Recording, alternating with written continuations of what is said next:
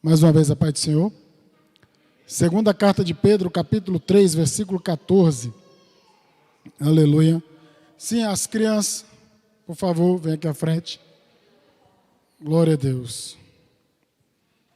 Graças a Deus. Enquanto as crianças vêm aqui, graças a Deus nós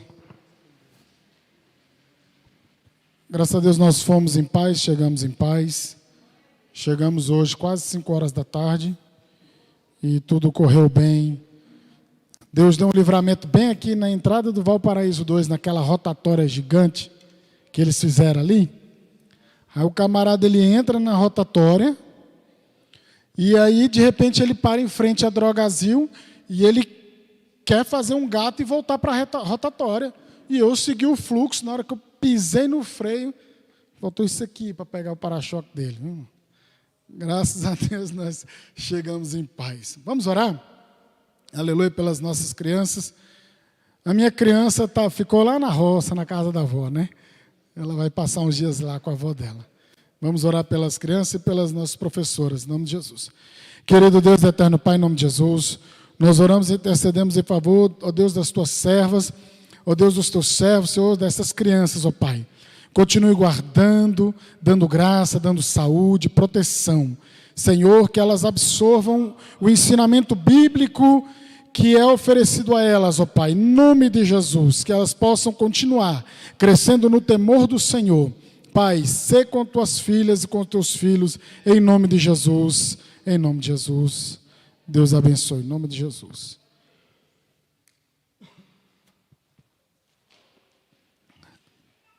Segunda carta de Pedro, capítulo 3, verso 14.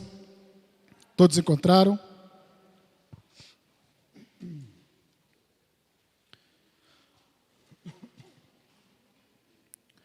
3, 13, 14. Mas nós vamos focar no 18. A gente vai ler esses versículos anteriores e posteriores para a gente ter mais um panorama daquilo que a gente quer tratar. 3, 14. Portanto, amados, enquanto esperam que essas coisas aconteçam, esforcem-se para levar uma vida pacífica, pura e sem culpa aos olhos de Deus. 15. Lembre-se de que a paciência de nosso Senhor permite que as pessoas sejam salvas. Foi isso que nosso amado irmão Paulo lhes escreveu, com a sabedoria que lhe foi concedida. Ele trata dessas questões em todas as suas cartas. Alguns de seus comentários são difíceis de entender e os ignorantes e instáveis distorcem as suas cartas, como fazem com outras partes das Escrituras. Como resultado, eles próprios serão destruídos. 17. Amados, vocês já sabem dessas coisas. Portanto, estejam atentos, a fim de que não sejam levados pelos erros desses perversos e percam a sua firmeza. Antes, 18, e esse é o foco, antes cresçam na graça e no conhecimento de nosso Senhor e Salvador Jesus Cristo. A Ele seja a glória, agora e para sempre. Amém. Pode se sentar em nome de Jesus. Antes de nós explanarmos essa palavra, também nós queremos glorificar a Deus. Pastor José Roberto, graças a Deus, já está podendo louvar o Senhor novamente. Já louvou o Senhor com 3 hinos da harpa. Isso é muito bom. Nós louvamos a Deus também pela vida do presbítero Gaspar. Faço das palavras do pastor Jário as minhas também. E graças a Deus pôde retornar à nossa congregação. Quem está precisando retornar agora é o Rena. Né? Ele está tendo um pouco de dificuldade, mas Deus também está dando saúde ao nosso irmão Rena. Graças a Deus. A irmã Cida já veio, né? Mas, inclusive, o irmão Rena está assistindo também. E graças a Deus, Deus tem dado saúde e cada um está se recuperando na medida do possível. E, comentando o que minha esposa disse, nós chegamos ali naquela cidade onde nós morávamos E quando ela falou que a saturação dele deu 56, eu virei para eles e falei assim: esse homem está morrendo em cima da cadeira. Corra e chame-o e leve para o hospital agora. Um homem com 56 de saturação. Eu perguntei para ele: o senhor está sentindo o quê? Ele: cansaço e falta de ar. Quando a gente colocou o oxímetro, 56, eu falei: misericórdia, esse homem está morrendo aqui. E aí agora vai a gente agora cuidar da avó, da outra tia que cuidava dos avós lá na casa, e mais 2 tios dela. A avó foi para o hospital, o médico receitou antialérgico, dipirona e xarope. Eu falei: misericórdia, ele está tratando paciente Covid como se estivesse com uma crise alérgica. Eu peguei e falei assim: me dá o dinheiro de vocês aqui que eu vou ali agora resolver esse negócio. Aí, graças a Deus, a gente pegou o protocolo que a gente tomou, fui lá na farmácia, comprei tudo para essas 2 casas, né? E eles tomaram, né, num dia, no outro dia já amanheceram praticamente sem sentir nada. A avó da minha esposa tinha 3 dias passando febre, e o médico manda ela tomar antialérgico de dipirona. Que eles ficam com aquele papo de: tem que tomar o que é cientificamente comprovado. Tratamento precoce salva vida, né? Salva vidas, e muitas. E aí tomaram. Hoje a gente foi lá no portão ali, despediu deles. Estão todos bem, estão todos bem. Graças a Deus por isso, né? E Deus quis levar o irmão José Marcelino, o Zeca, né? Mas Deus foi fiel, irmãos. Tudo quanto Deus falou que iria realizar o desejo do coração dele, Deus fez à risca. Foi impressionante. Deus falou que o sonho dele era arrumar o documento da terra, repartir em vida para cada filho ser abençoado e morar no que é dele, porque até então morava de aluguel. Deus permitiu, Deus sustentou ele, morando numa casa com oxigênio, morando com oxigênio mesmo, porque 24 horas com oxigênio ele ficava. Mas ele ficava dentro de casa, totalmente lúcido, não, em hora nenhuma não ficou senil, mas lúcido, totalmente lúcido.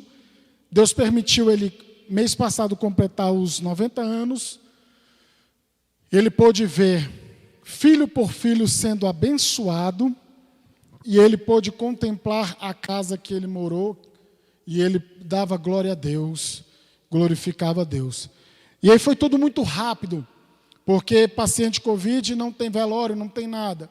Eles abriram o cemitério, o portão do lado, né, que o cemitério de interior é pequenininho, né? Eles abriram o portão da lateral, e aí a cova dele, a sepultura dele já era bem perto do portão. O carro da funerária encostou, caixão lacrado e todo envelopado de papel filme, né, todo envelopado, e o pastor dele oficiou, né, fez a cerimônia brevemente. Nós cantamos o 214, desejamos ir lá, e aprove o Senhor partir. Mas graças a Deus, dos males o menor, né?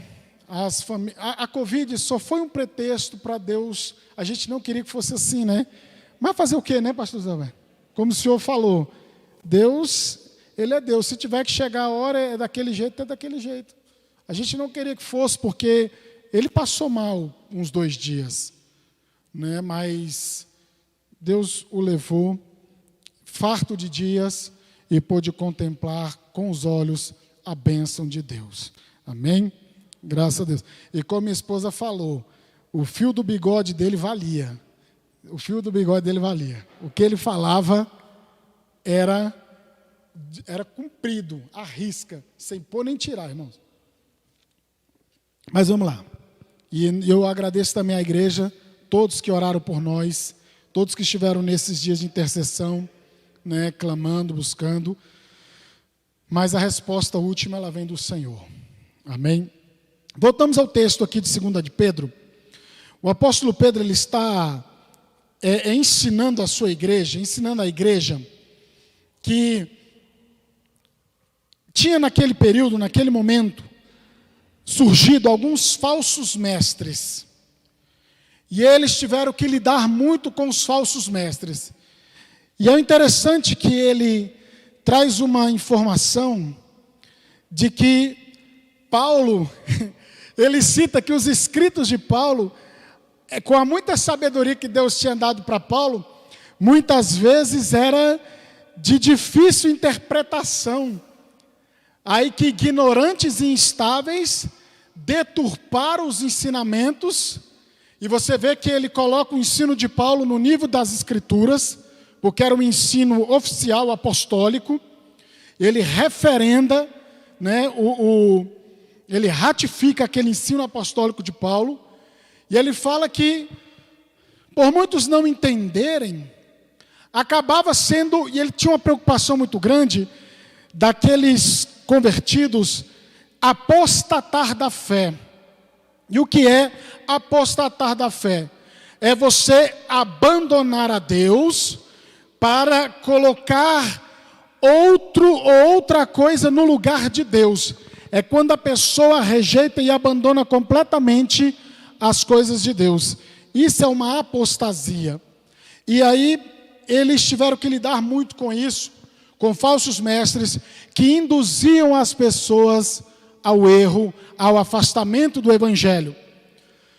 E aí ele encerra dizendo que cresçam, porém, na graça e no conhecimento de nosso Senhor e Salvador Jesus Cristo. A Ele seja a glória, agora e para sempre.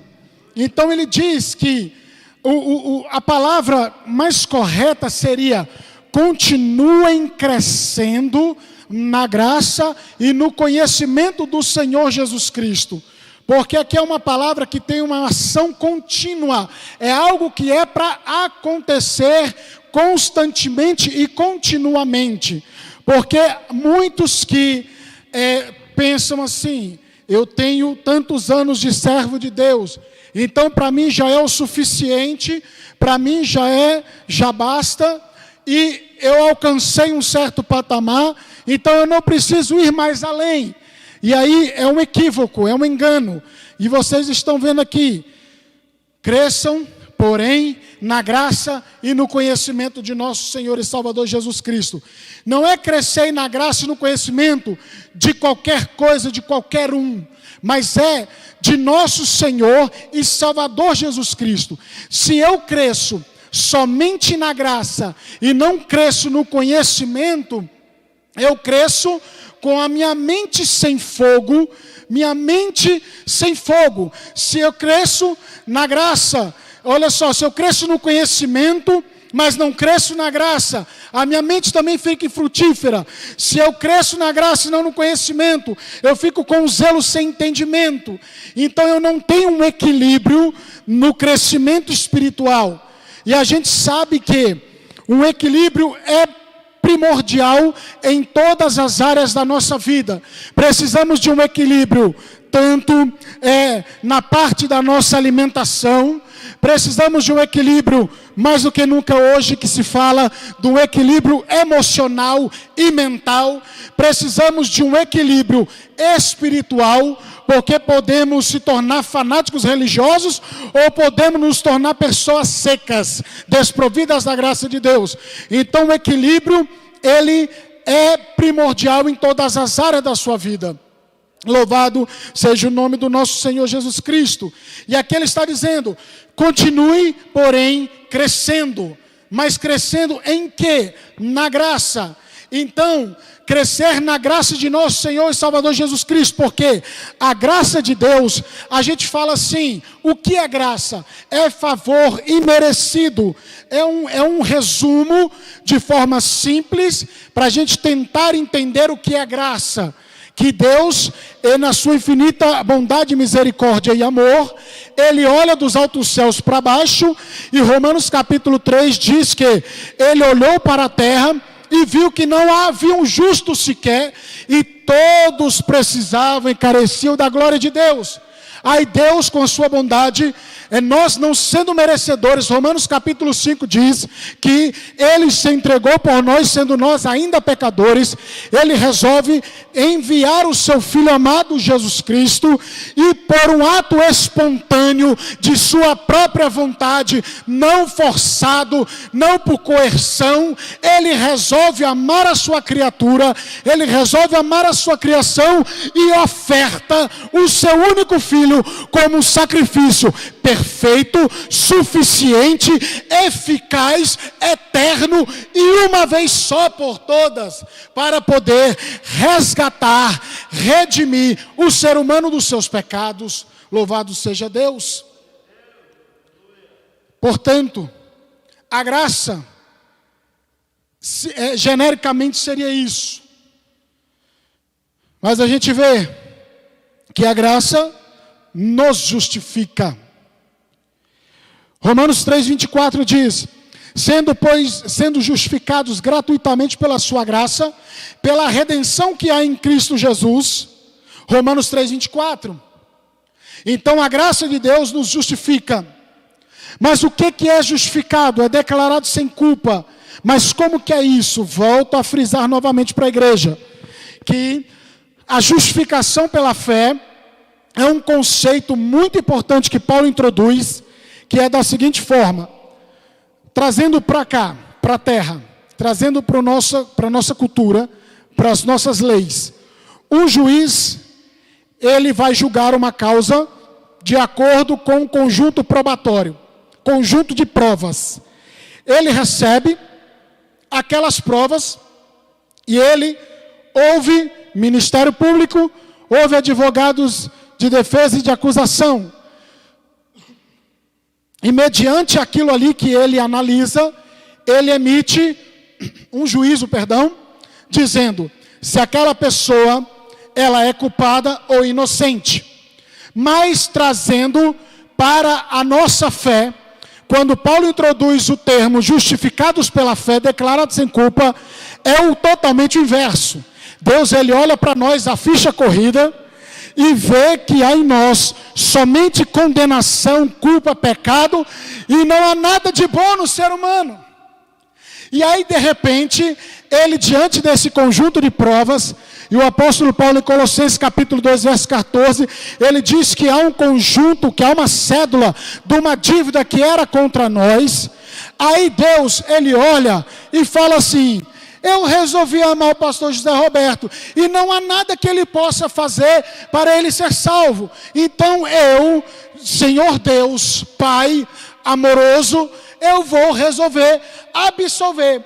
Então você é condenado, você é pecador, você tem tudo que te leva para o inferno, mas eu resolvi te amar. E eu vou te justificar pela fé. Eu vou te declarar sem culpa diante de Deus, através de Jesus Cristo, que está à direita do Pai e que intercede por mim e por ti. E então ele te declara sem culpa a todos quantos se arrependem e creem nesse evangelho. Louvado seja Deus. Então a graça de Deus te justifica. Você é justificado. Segundo, a graça de Deus, ela nos salva. E é o que nós mencionamos aqui ainda há pouco. Efésios 2:8 é um texto áureo que a gente usa. Que, porque pela graça sois salvos, isso não vem de vós, é dom de Deus, para que ninguém se glorie. Então a salvação não é pelas obras. Não adianta eu praticar obras para ser salvo. A obra, ela faz parte daquilo que eu acredito, que aquilo que eu professo, e ela evidencia aquilo que eu acredito e professo. Mas a obra não é o quesito de salvação. Salvação, arrependimento e fé. Só isso. Segundo, o nosso chamado é pela graça. O chamado que Deus tem com cada um de nós, e tem um chamado universal e um chamado específico. E o chamado universal é que todos os crentes são chamados. Primeira carta de Pedro, capítulo 2, versículo 9, a Bíblia Sagrada diz o quê? Que nós somos sacerdócio, geração eleita, povo adquirido, ou seja, Todos estão a serviço da obra de Deus. Não pense que a obra de Deus, ela é somente para uma classe X de pessoas. Não. Aí a gente parte para o chamado específico, em que Deus, através da Bíblia Sagrada, diz que escolhe um para ensinadores, outros para pastores, outro para evangelistas, outro para apóstolos, outros para profetas, outros que têm a liberalidade em doar, em ofertar. Então, cada um tem algo específico, mas universalmente toda a igreja, ela é chamada para trabalhar para o Senhor, cada um na medida e na proporção que Deus lhe chamar. Então a gente não pode ficar transferindo responsabilidades. Quem tem que fazer isso é fulano. Claro, tem coisas que são os pastores, são os presbíteros, são os evangelistas que fazem. Mas todos são chamados para dizer: venha ao culto, participe conosco, Jesus te ama, compartilhe uma mensagem de fé no seu WhatsApp, nos seus stories, lá compartilhe alguma coisa de Deus. Você está fazendo alguma coisa para Deus, porque pela graça também somos chamados. Não é eu que resolvi ser pastor e agora eu vou ser pastor. Não, foi Deus que... Eu queria ser servidor público do Instituto Rio Branco, embaixador. Eu estudava para isso, relações internacionais. Aí Jesus falou: não é por aí que você vai não, meu filho. Tu vai estudar teologia, tu vai virar crente, tu vai parar de xingar crente, tu vai se tornar agora um crente e vai pregar a palavra dos crentes. Eu falei: Jesus, misericórdia. Eu falo especificamente, tá? No meu caso. Não estou dizendo que você também vai pegar, não vou estudar mais, não vou virar servidor. Não, espera lá. Olha o equilíbrio. Então vamos lá. Gálatas 1,15. Mas, quando aprove a Deus que desde o ventre, isso é Paulo falando, a igreja na Galácia, que desde o ventre de minha mãe me separou e me chamou pela sua graça. Então a graça de Deus atrai para o chamado na obra de Deus. E estamos falando de um crescimento na graça, estamos vendo a amplitude da graça. Outra coisa, a graça de Deus é preciosa. E nós, cooperando, segundo aos Coríntios capítulo 6, versículo 1, e nós, cooperando também com Ele, vos exortamos a que não recebais a graça de Deus em vão. E o apóstolo Pedro, nos capítulos anteriores, ele trata disso, de pessoas que abandonaram, que era a mesma coisa que a porca revolver na lama. Você pode dar banho numa porca, numa leitoa, que se ela achar um lamaçal, ela vai lá fuçar. E ela vai lá espojar, como diz o povo no interior, né? Por isso que granja de leitão é totalmente aciado e limpo. Porque eles têm que lavar constantemente, porque senão eles vão se revolver. Então aquele que experimenta a graça de Deus, experimenta o perdão, o amor, a misericórdia, e ele abandona, ele apostata, ele segue os falsos mestres, é a mesma coisa que a porca volta a revolver na lama. Outra coisa, porque a graça de Deus é preciosa e nós não podemos baratear a graça. Tem muitas pessoas hoje pregando um evangelho de facilidades, um evangelho que massageia o ego, um evangelho que ao invés de pregar Cristo como centro, traz o homem como centro da pregação, que é a teologia da autoajuda, do coach, e aí começa a dizer que você é o ponto fraco de Deus, começa a dizer que você é isso, aquilo e outro. Pera lá, a mensagem da Bíblia, ela gira em torno de Cristo. A graça de Deus não é barata, a graça de Deus é preciosa, a graça de Deus custou o preço de sangue, e sangue de um inocente que não merecia, mas que por amor se entregou na cruz do Calvário. E aí muitos ficam pregando um evangelho de facilidades, parecendo que está querendo encurtar e chegar no céu. Não tem como encurtar o caminho de chegar no céu, não, meu amigo. Não tem como. Outra coisa, a graça deve ser preservada para não perder. Gálatas 5:4. Separados estáis de Cristo, vós os que vos justificais pela lei, da graça tendes caído. Da graça tendes caído. Hebreus capítulo 5, capítulo 6, capítulo 10, fala de perseverar, de permanecer, de não abandonar. E Paulo está dizendo, por que ele está dizendo que pela graça vocês estão caídos? Novamente, falsos mestres entram na igreja da Galácia, os judaizantes, que agora estão dizendo que para você virar um crente, você tem que aceitar a Jesus, mas você tem que obedecer todos os rituais da lei mosaica. Então, aceitou Jesus, mas você, homem, tem que passar pela circuncisão, tem que fazer isso, aquilo outro. Começa a colocar coisas na mensagem da salvação. E aí Paulo diz assim, poxa, mas vocês estavam indo bem, e agora pela graça tem descaído, da graça tem descaído, então vocês não estão firmes. E ele começa o capítulo 1 de Gálatas dizendo, ainda que desça um anjo do céu, e pregar uma coisa diferente do que eu já preguei, rejeita, amaldiçoa, seja anátema, não aceite.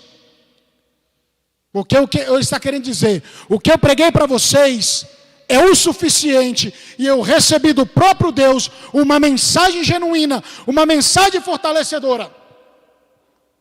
Ontem eu estava na casa de um casal de pastores ali na cidade onde eu morava. E Deus usava aquela pastora, ela tinha sido a nossa pastora naquela cidade. Ela veio do Pará, estava lá, e eu fui visitá-la. E ela estava com seu esposo. E aí naquele momento ali a gente conversou, a gente foi orar, a gente foi conversar. E no término da oração, ele virou para mim, Deus usando ele, falou assim, pastor, aprenda uma coisa, que eu aprendi em 94. São duas coisas que sustentam a igreja. A palavra e a oração. A palavra e a oração. Aprenda isso, não se esqueça disso. A palavra e a oração. Então, você deve permanecer firme no conhecimento da graça. A graça ela é alcançada, essa comunhão é alcançada no joelho, é na oração, na intimidade com o Espírito Santo de Deus. A gente pode aprender técnicas de interpretação de texto, a gente pode aprender técnicas de aplicar o texto, a gente pode aprender até falar umas palavras em grego e hebraico, mas se não tiver um crescimento contínuo na graça, seremos como uma carroça cheia de lata vazia e amarrada, que quando passar 10 metros de distância, vai ouvir o barulho daquelas latas passando. Por isso que a gente deve crescer na graça, porque ela justifica, ela salva, ela fortalece, ela é preciosa, ela nos chama, e também a gente não pode perdê-la. Sabe por quê também?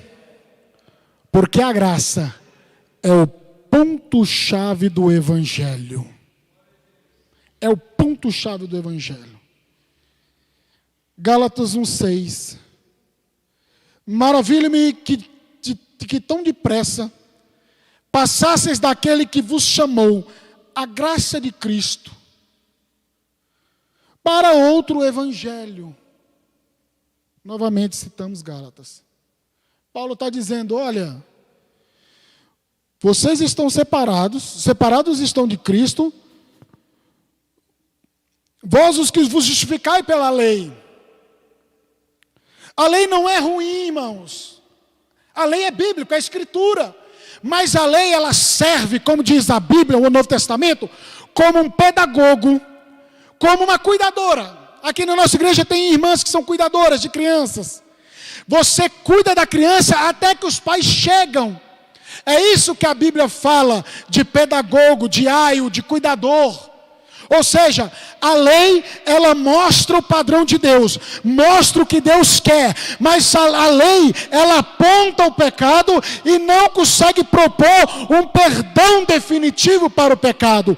E aí ela serve de um parâmetro para que Cristo venha e cumpra toda a lei, que é Mateus capítulo 5, e ele cumpre toda a lei como um bom judeu. Aí agora ele diz assim: vocês ouviram o que foi dito, porém eu vos digo. Então, ou seja, ele traz o significado, ele traz a essência do evangelho e aplica para o povo que estava totalmente distante de Deus.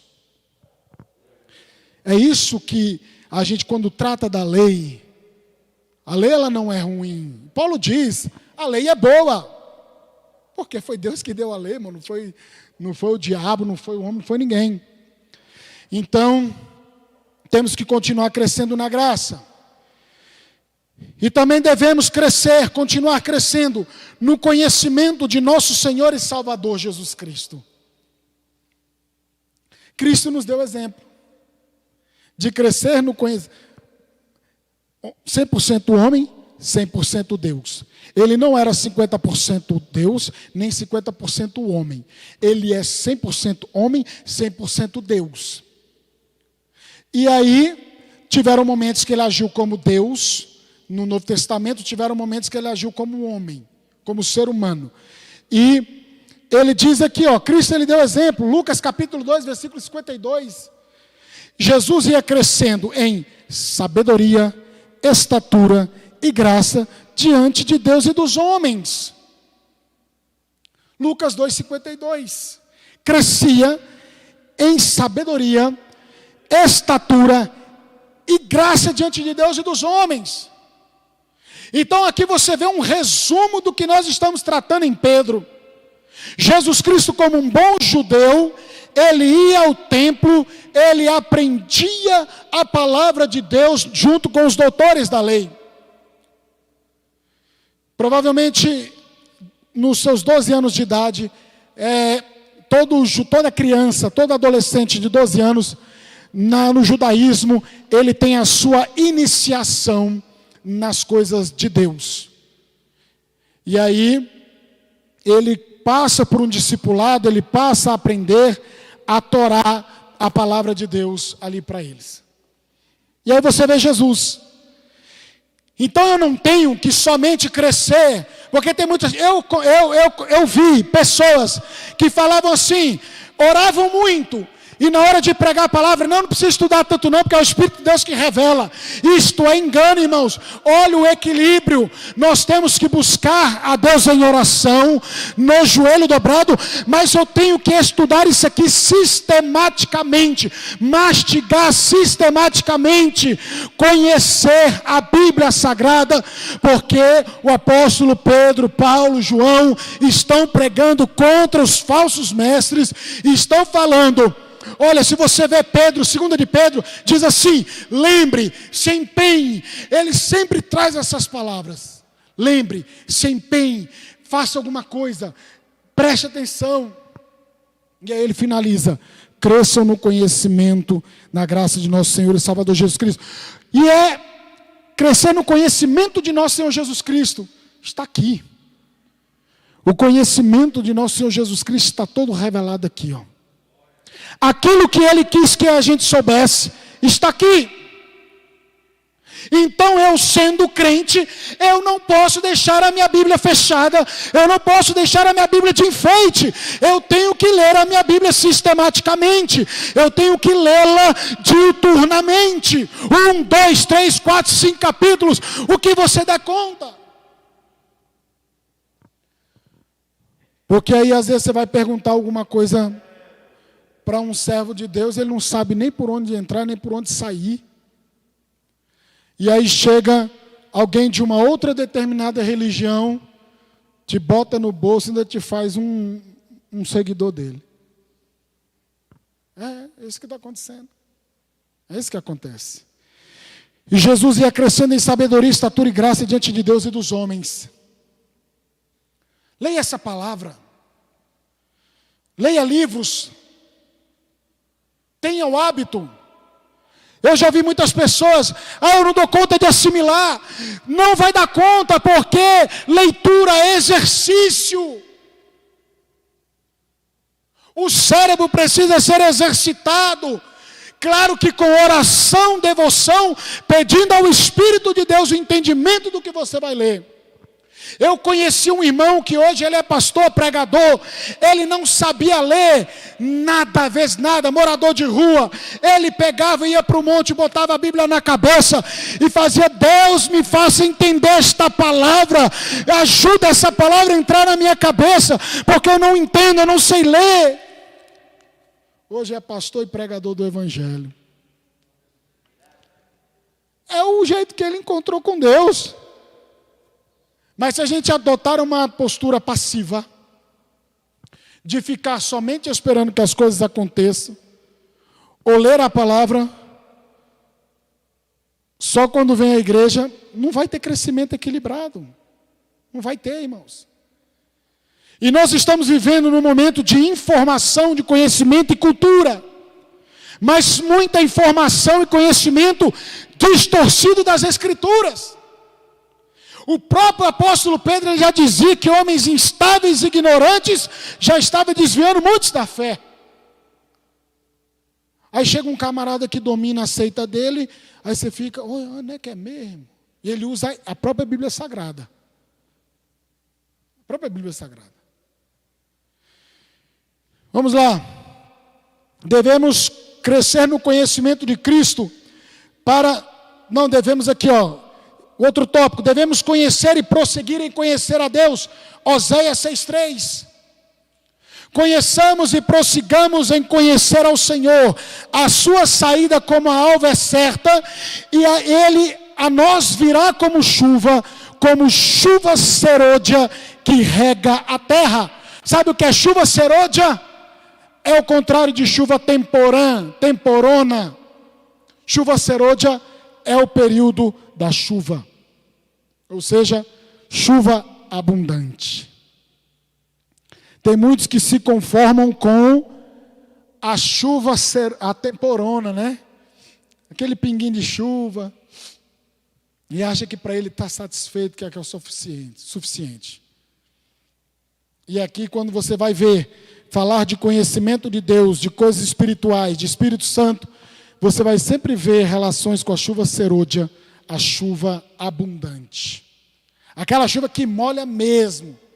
Ou seja, é para entrar debaixo da chuva e deixar se molhar. Não foi assim que aconteceu com o profeta Ezequiel, no rio de águas purificadoras? Ezequiel chegou lá na beirinha do córrego, lá, só molhou o pezinho, né? Parecendo a gente quando vai entrar naquela água gelada, assim, né? Bota só o pé, assim. Aí aquele personagem falou: meu filho, venha cá, chama 500 metros. Aí ele fala: não, agora a água já está dando no tornozelo, né? Aí o personagem fala, aquele personagem celestial diz assim: meu filho, venha cá mais 500 metros. Traz ele. A água está dando no joelho. Não, agora não está bom não. Vem mais 500 metros. A água está dando no lombo. Não, então não está bom não. Vem mais 500 metros aproximadamente. Agora ele já estava no meio de um rio que ele não podia nadar mais. Que ele não podia apalpar os seus pés no fundo. Sabe o que eu aprendo com isso? É que, eu inclusive acho que eu já ministrei isso aqui, que o rio de águas correntes, se você nadar contra a correnteza, você vai cansar. E o que eu fazia lá no Rio Corrente, quem conhece, Vanderlan conhece o Rio Corrente, pastor Jair ali, Santa Maria da Vitória, eu subia lá para a pedreira, pegava aquelas boias de caminhão, eu ia lá para o meio do rio, deitava na boia e ia descendo, sabe? Porque eu não dou conta, o despreparo físico não ajudava, né? Então eu deixava a correnteza me carregar. E aí a gente banhava e se deleitava naquela água maravilhosa, depois atravessava para o lado de Santa Maria da Vitória. E a gente ficava ali se deleitando daquilo ali. E o interessante, voltando ao texto de Ezequiel, é que ele estava na margem, mas Deus leva ele para o meio do rio e fala: veja. Ou seja, levou ele para o meio do rio para ele poder ver a árvore cujas folhas traziam saúde e eram saudáveis e curava toda espécie de enfermidade. Então, para a gente precisa crescer no conhecimento e na graça de nosso Senhor Jesus Cristo. E é crescendo, se molhando, banhando, aprofundando nisso daqui. É isso aqui que te sustenta. É a palavra de Deus que te sustenta. Devemos crescer no conhecimento de Cristo para não agirmos como menino. 1 Coríntios capítulo 13, verso 11, Paulo diz: quando eu era menino, falava como menino, agia como menino. Agora que eu não sou menino mais, então já ajo como adulto. Ou seja, nós temos que crescer na graça e no conhecimento para não sermos mais meninos na fé, para ser levados por qualquer vento de doutrina ou para ficar fazendo meninices dentro da igreja. É crescer equilibrado. Crescer equilibrado. Da boca de Deus procedem o conhecimento e o discernimento. Provérbios 2, do 1 ao 6 diz: meu filho, se você aceitar as minhas palavras e guardar no coração os meus mandamentos, se der ouvidos à sabedoria e inclinar o coração para o discernimento, e se clamar por entendimento e por discernimento gritar bem alto, se procurar a sabedoria como se procura a prata e buscá-lo como quem busca um tesouro escondido, então você entenderá o que é temer ao Senhor e achará o conhecimento de Deus, pois o Senhor é quem dá sabedoria, da sua boca procedem o conhecimento e o discernimento. Aí tem pessoas que só querem servir a Deus buscando profecia e revelação. Nós somos igreja da profecia e da revelação, somos assembleanos, pentecostais. Ontem mesmo eu estava ali na oração e Deus tomou a pastora lá em profecia. Mas tem pessoas que só querem ser guiada, não abre a Bíblia, não estuda a palavra, não aprofunda nisso daqui, aí quer ter discernimento, quer ter conhecimento, quer ter graça, quer ter coisa de Deus. Só fica atrás de profecia. Vamos, tem um vaso ali, bora ali. Tem um labareda ali. Vamos não sei o quê, tem um pentecostal. Tem um, né, o encontro dos replovos ali, né? Isso acontece. Vamos lá. E aí acaba se arrebentando tudinho. Porque aí recebe igual um dia eu fui no monte. Eu não vou muito não, irmão, mas eu gosto de ir. Fui no monte. O jovem lá começou a chegar, e é isso que te digo e tal, e coisa e tal.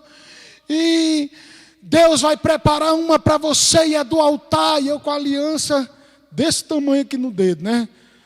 Aí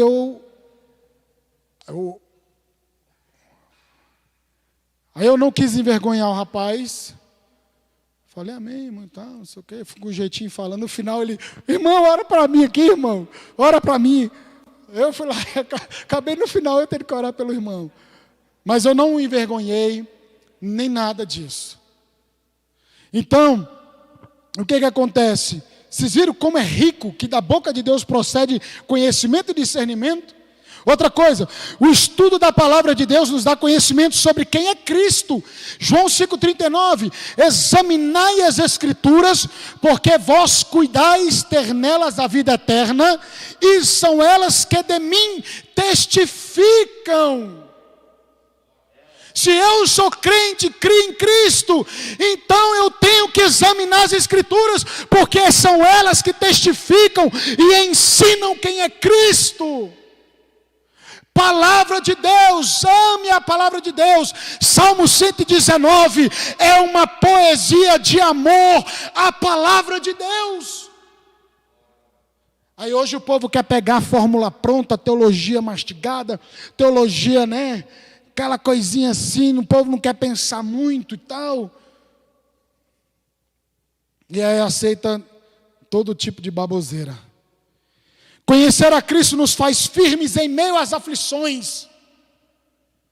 Crescer na graça e no conhecimento é dentro do pacote está passar por sofrimentos e provações, porque é através de sofrimentos e provações que você experimenta a graça de Deus na sua vida.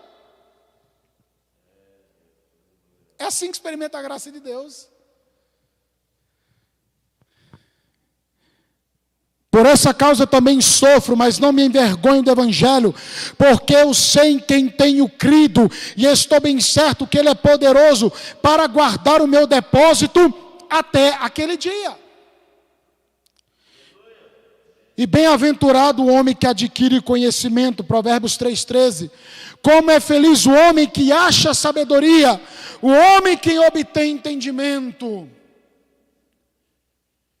E diz Jeremias 29, 23 e 24.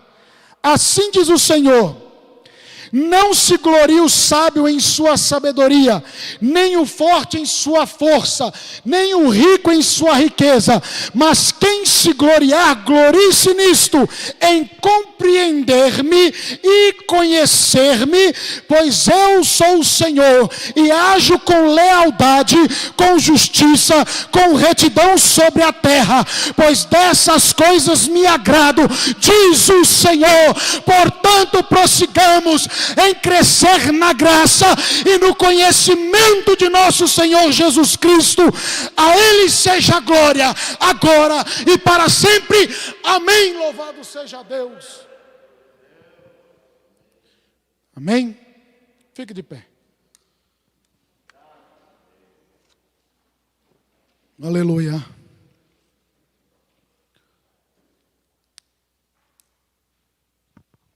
Vamos orar ao Senhor.